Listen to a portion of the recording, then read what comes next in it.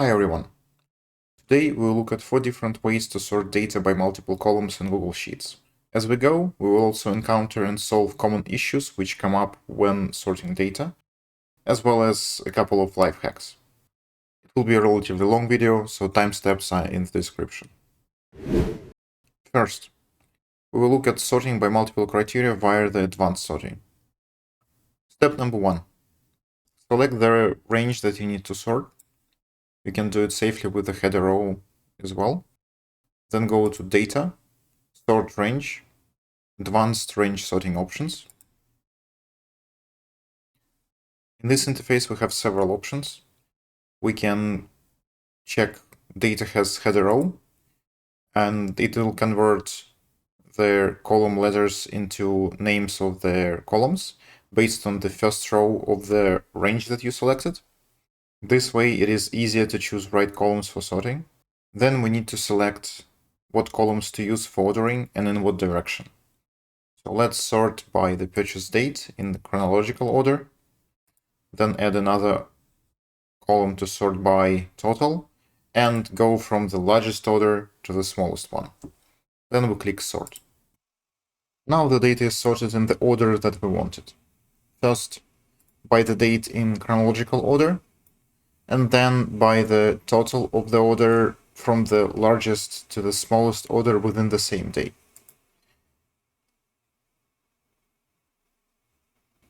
But wait, something is wrong. This date should go after this one, and this one. What is going on? How did it happen? Here we encountered the most common issue when sorting data in Google Sheets, and for that matter anywhere else. The data in the column that we're sorting by must be in the same format. In plain English, it means that the dates must be formatted as dates, numbers as numbers, not as plain text. And here, if we look at these dates and their format, they are formatted in plain text. These dates and above are formatted as dates. The tricky part is that it is very difficult to catch such cases at a glance. As you can see, there is no visual difference between these two data types. The same is true for numbers. If we go and look at this date, we will see that this is not in the correct order. The cause is the same. The numbers haven't been formatted properly, and therefore they were not sorted in the way that we expected. The simplest way to deal with it is to select the whole column, go to Format, and select the specific format that you're interested in this particular case, date. And then click on this column, go to Formatting, Currency Rounded. Nothing visually has changed, however, these numbers are now really numbers and not plain text. Now we can format them again. Select the columns, go to Data, Sort Range, Advanced Range Sorting Options. Then select the purchase date in chronological order, and then total from the largest to the smallest after the data has been sorted by the purchase date. Sort. And now we can see that everything is sorted as it should. And within any date, we will see that the numbers go from the largest to the smallest, as we expect. Finally, advanced sorting is useful when the data you're sorting is static and you do not expect it to change often. In most cases, it does not work on the data that is generated by formulas. The next 3 methods of sorting data by multiple columns will involve formulas. Unlike advanced sorting, these formulas work well with dynamic data that changes on its own.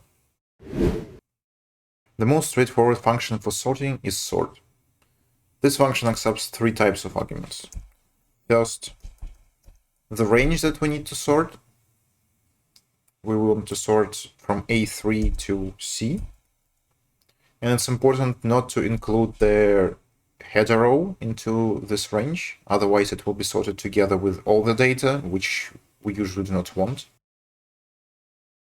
Then we need to specify the sort column. In this case, we'll do it by providing the sequential number of that column in the range we're sorting. We have 3 columns. We have column 1, 2, and 3, and we want to sort by column 2, purchase date first. Then we need to decide whether it will be ascending or descending sort, and we can do it either by providing 1 or 0. 1 will be ascending, 0 will be descending order, and other option is to use true or false. I prefer using true or false values other than the numbers, ones and zeros, because otherwise we will end up with something like that. And in this case, it's difficult to understand at a glance what is the number of the column and what is the sorting order. And this is especially difficult when you have much more data and many more columns. So we will use true or false, and now we want to sort in ascending order, so we will specify true. And then we want to sort by total in descending order. So the total is column number 3. And then to get descending order from the largest to the smallest value, we need to specify false. That's it. To sort by many columns, we just need to specify the pairs of column plus sorting order as many times as we want. Now we can see that all data is sorted in the order that we expect, without any surprises in this particular case. And here we have within one date from the largest to the smallest value in all cases. Now the question is what to do with the headers. We can just copy them, no problem here, or we can use array literals in Google Sheets. So we need to start the formula, then open curly bracket, select the range we want to copy here, and close the bracket. After that, value from those cells will be copied here, and it will be dynamic. In case we will change anything here, it will change here as well. And it works across different sheets within the same document. Now let's say that we do not want to output all the columns in the sorting range. We want to output only the name and the date, but sort by total. To do that, we can specify again sort function, select the range. In this case, we will select only 2 columns. Then we will specify not the number of the column, because total is not in the range anymore. We will specify the column itself. And important that the column should have the same number of rows as the original data that we are sorting. And then we need to specify the sorting order. This will sort data from the largest purchase to the smallest without outputting the value of the purchase, the total. And now the data is sorted by total without outputting the total value. And we can copy it here, the same formula, but we will change the columns that we are copying. SORTN is another Google Sheets function that allows us to sort data by multiple columns. In addition to regular sorting, SORTN also controls the maximum number of items to be returned, and it works well when you, for example, need to output top 10 items after sorting them. So you need to limit the number of items that the system outputs. SORTN accepts several arguments. First, as with regular sort, it will be the range that we need to sort. The second argument is the number of items that we need to output. So let's try 10. The third one is display ties mode. It controls how the function deals with duplicates. In this video, we will look at the simplest mode 0, which ignores duplicates, it does nothing to them. And then we will look at the SORTN function in detail in another video. Next argument is the sort column. This is exactly the same logic as with regular sort function. Here we need to specify either the particular column or sequential number in the range we are sorting. In this case, we want to sort by purchase date and in ascending order. Then sort by total, column number 3, in descending order. Here we see that 10 items are returned, and again in the order that we expect. This function works the same way when we provide external columns as the sort columns. So let's specify the range. The number of items. Display type mode 0. Sort by column B first.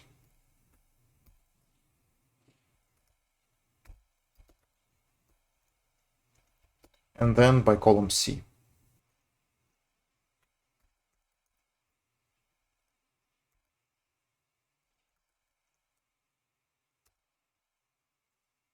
And here we see the same results as in this method of sorting.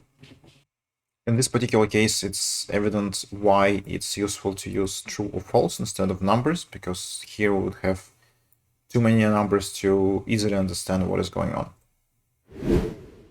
Finally, we have come to arguably the most powerful Google Sheets function, query. In this video, we'll focus on its basics and how to use it for sorting data, and dive into its many capabilities in a separate guide. It is a good choice when you need to transform or filter data in addition to sorting it. Query accepts 3 arguments. First, the data that we need to sort. In this case, it is beneficial to select the header row as well, because it will be properly put at the top of the table with the sorted data. Then the query itself, it follows SQL-like syntax. It's like querying a database. Here we need to specify which columns we want to select first. And we can either specify them as column A, B, and C, or we can try call 1, call 2, and call 3. Or if we need all the columns, which is usually the case, we specify star. It means that select all the columns. Then we need to specify the order we want the data to be in, and it should be directive order by. Then we need to specify the column. So we want to order by column B, purchase date, in ascending order, ASC, short for ascending, comma, then another column C, total, in descending order. That's all the query we need to use in this case to replicate the results that we saw with other formulas. And final third argument is the number of header columns that the data has. Query usually makes a good job of guessing how many header columns you have, or if the data doesn't have any, but it's a good practice to specify it anyway to avoid some weird situation when it guesses wrong. So we have 1 header row here. As you can see, something went wrong. These rows are empty. And if we look at the bottom of the sheet, these are the rows with data that we expect to be sorted. What is going on here? The issue is that when query sorts the data, and here we included all the rows, including the empty rows, it sorts them as we requested in ascending order first by date, and usually an empty value in a cell will be sorted to the top in ascending order compared to any value in the cell. And this means that essentially it moved all their empty rows to the top. This is something you need to get used to, take into account when using query. And we can either specify a limited range here, and then we will see everything sorted as we expect. Or a better solution, more scalable one, because if we add data below 102nd row, we will not see it sorted, is to specify the whole range, and then here add a directive to filter out items that have empty dates, empty values in the row we're interested in. So it will look like this, where. Then we need to specify the letter of the column, B, is not null. And this is what tells the function to filter out anything that is null. So everything that is not null will be included here. And null in this case is usually equivalent to having an empty cell. Not always, there are some edge cases, but right now we're looking at a simple situation. Okay, let's sum up. We looked at 4 ways to sort data by multiple columns, advanced sort options, and 3 functions: sort, SORTN, and query. Each of the methods is suitable for different situations. Advanced sorting is suitable for sorting static data that you do not expect to change. Sort is for basic sorting needs, SORTN for sorting and selecting top n rows, and query for ordering data along with other filters and transformations. And finally, we looked at 3 common pitfalls when sorting data in Google Sheets. First, make sure that the data is of the same format, otherwise the results can be unpredictable. Second, be cognizant of the data headers with the functions. They have different approaches to handling the headers. For example, do not pass headers to the range you're sorting in sort and SORTN functions, but it is safe to do with query function. And third, with the query function, use the where clause to filter out empty rows that might appear under some circumstances. Thank you for watching. I hope you found this video useful.